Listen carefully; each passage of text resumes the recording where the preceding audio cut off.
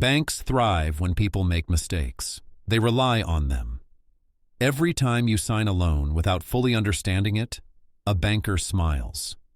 Every time you agree to terms you haven't read carefully, a commission lands in their pocket. Every time you follow the crowd, you line the bank's pockets while shrinking your own wealth. For centuries, Jewish communities have recognized these financial traps. Their dominance in global finance isn't about intelligence. It's about avoiding the mistakes banks hope you'll make. Today, I'm revealing 5 credit mistakes Jews never make. Traps deliberately crafted by banks to make you poorer. These are habits many people unknowingly follow, enriching the banks at their own expense. Pay close attention.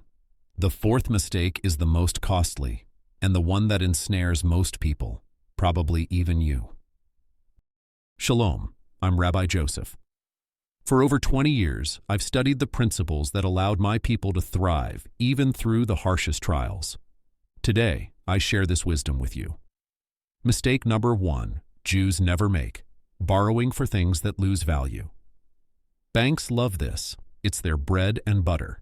You want a new car but don't have the cash. The bank says, "No problem, here's a 5-year loan." You sign, you drive away happy. But here's the reality. The car costs $30,000. With interest over 5 years, you pay $35,000.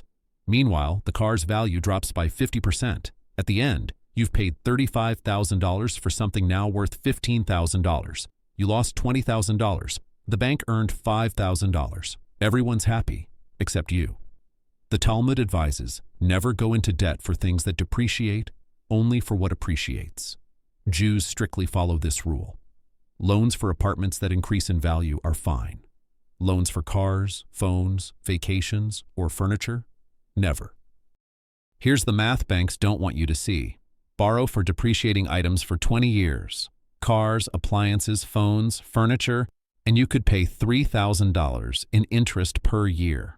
That's $60,000 given to banks over 2 decades for items that now hold little to no value. A Jew avoids these loans, saves cash, and invests wisely. That same money, at a 7% return for 20 years, could grow to over $400,000. One path enriches the bank, the other enriches you. Mistake number 2, Jews never make: accepting the first interest rate. Offered banks count on your passivity, discomfort, or ignorance. You meet a banker, he offers a rate, and you think, he's a professional, it must be fair. You sign, and just lost thousands. The Talmud says, he who accepts the first price without negotiating deserves to pay more. Jews negotiate everything, especially loans. Most people don't realize the first rate offered is rarely the best. It's designed to earn the bank the most while hoping you won't push back. Yet, almost every rate is negotiable. Example: a $200,000 mortgage over 20 years at 3% costs $66,000 in interest. The same mortgage at 2.5% costs $53,000. That's $13,000 saved with a simple half-point negotiation, achieved by leveraging competition, understanding market rates, and being willing to walk away. Banks love passive borrowers. Jews are never passive. They negotiate every fee, insurance, and condition, saving tens of thousands on every loan. Mistake number 3, Jews never make: taking a loan. Without reserves, banks profit when borrowers max out their capacity with no safety margin, because any small setback becomes a money-making event. Late fees, overdrafts, penalties, and costly renegotiations. The Talmud warns, he who goes into debt without reserves dances on the edge of a cliff. Jews maintain at least 6 months of payments in reserve, non-negotiable. Imagine losing your job, facing illness, or encountering an unexpected expense. Without reserves, you miss payments. Fees, penalties, and renegotiations pile up, sometimes costing tens of thousands. A Jew with reserves continues paying, avoiding all extra costs. Banks love borrowers without safety nets. Jews never fall into that trap. Mistake number 4. Jews never make: ignoring the total cost of a loan, the most expensive mistake. Banks designed this trap to snare almost everyone. Many look only at monthly payments. $300 a month seems reasonable, so they sign without calculating the real total cost. The Talmud teaches, "He who does not count before buying will count his regrets afterward." Banks show small monthly payments because they feel manageable, hiding the frightening total cost. For example, a $10,000 loan over 7 years at 8% interest might have a monthly payment of $156. Looks manageable, but the total repayment is $1,304.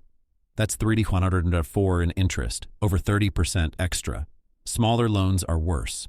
A $1,000 interest-free phone in 24 installments often includes hidden fees or insurance, bringing the actual cost to $1,200. Jews always calculate the full cost before signing: principal, interest, fees, insurance, everything. Often, seeing the true cost leads them to wait, save, or pay cash. That's exactly what banks don't want. Simple test. Before signing, ask, "What is the total repayment?" Not monthly, total. If it shocks you, don't sign. Banks love borrowers who ignore this. Jews never do. Jews always calculate mistake number 5, borrowing to maintain a lifestyle. This is the most insidious trap, the one that destroys lives. You earn less than you spend, yet instead of adjusting your lifestyle, you borrow to keep up appearances, to hide the truth that you're living beyond your means. Banks love this. They label it as revolving credit, cash reserves, or overdraft facilities. In reality, it's financial poison. The Talmud warns, "He who borrows to live beyond his means digs his own grave with a golden shovel." Jews never rely on credit to sustain a lifestyle. Never. If income drops, lifestyle drops immediately, without shame, without hesitation. Here's why this is deadly. Borrowing to live means paying interest on your daily life, on food, outings, clothes. Every euro spent costs $1.20, $1.30, or $1.50, depending on the rate. The trap tightens. The more you borrow, the more you must repay. The more you must repay, the less you have to live on. The less you have to live on, the more you need to borrow. It's a vicious spiral, and the banks profit at every turn. The math is brutal. Suppose a man uses $500 of revolving credit monthly at 15% interest. In 1 year, he borrows $6,000, pays $900 in interest, yet barely reduces the principal. Over 5 years, his debt can easily exceed $15,000, paying $2,000 per year in interest alone. He becomes a lifelong slave to the bank. A Jew in the same situation, he would cut expenses by $500 immediately. No borrowing, no interest, no enslavement. Banks love clients who borrow to live. Jews never do. Let's recap the 5 credit mistakes Jews never make. Never borrow for things that lose value. Cars, phones, vacations, never on credit. Never accept the first interest rate offered. Negotiate everything, create competition. Never take a loan without reserves. At least 6 months of payments, non-negotiable. Never sign without calculating the real total cost. Not monthly payments, the total cost. Never borrow to maintain a lifestyle. If income drops, expenses adjust immediately. These 5 mistakes are exactly what banks want you to make. They are their business model, their profit engine, their reason for existing. Every mistake lines a banker's pocket. Every avoided mistake keeps your money in yours. Jews have understood this game for centuries. They were the original bankers of history. They know every mechanism, every trap, and that's why they never fall for them. Now you know what they know. The question is, will you continue enriching the banks, or will you start enriching yourself? The next loan offered to you is a test. Will you sign blindly like everyone else, or will you apply these 5 rules and take control of your wealth? Banks rely on your ignorance, but now you are no longer ignorant. Use this knowledge wisely. Shalom, and may the Eternal bless every step you take from today onward. Now that you understand the 5 credit mistakes Jews never make, it's time to reflect deeply on what this means for your life. Every euro you borrow unwisely, every payment you make without thinking, every interest rate you accept blindly, it is a small thread in the web that banks weave to hold you in their system. These are not just financial mistakes. They are choices that shape the trajectory of your entire life. The way you manage money determines the freedom you enjoy, the security you provide to yourself and your loved ones, and the legacy you leave behind. Imagine a life where every financial decision you make is deliberate, calculated, and empowering. Imagine loans that you take only when they increase your wealth, not diminish it. Imagine negotiating every interest rate, building a cushion of reserves, understanding the real total cost of every agreement, and living within your means without compromise. This is not a fantasy. It is a practice followed for centuries by people who have mastered the rules of money and wealth. They have proven that knowledge, discipline, and foresight create freedom and security beyond what most can imagine. Every moment you delay applying these lessons, you are giving banks more power over your life. Every moment you allow habit and ignorance to guide your financial choices, you are enriching them while limiting your potential. But knowledge is power, and now, armed with this wisdom, you can choose a different path. You can choose to be deliberate. You can choose to save, invest, and spend wisely. You can choose to negotiate, to calculate, and to live with a clarity that most people will never achieve. You can transform your financial destiny step by step, decision by decision. This is your turning point.